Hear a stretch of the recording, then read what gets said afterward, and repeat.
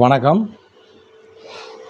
தங்களை விவசாயிகள் விவசாயி என்று சொல்லிக்கொள்ளும் ஒரு சில அரசியல்வாதிகள் ஊரை தாண்டி, கிராமங்களை தாண்டி, சுடுகாட்டையும் தாண்டி அங்கே விவசாயம் செய்வதாக மா, பலா, தென்னை இதில் எங்களுக்கு வருமானம் வருகிறது 2 கோடி ரூபாய் அப்படின்னு சொல்கிறாங்க. இவங்க விவசாயிகள்.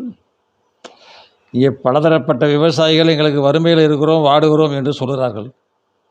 ஒரு விவசாயி நான் 2 கோடி சம்பாத்தியம் செய்கிறேன், அதனால் இன்கம் டேக்ஸ் என்னை சோதனை செய்யாதீர்கள் என்பது போல் பேசுகிறார். நீதிமன்றம் கேட்கிறது, 2 கோடி ரூபாய் வருமானம் உள்ள நீங்கள் ஏழையா? விவசாயத்தில் 2 கோடி ரூபாய் வருமானம் வருகிறதா என்று சந்தேகத்தை கிளப்பியிருக்கிறது.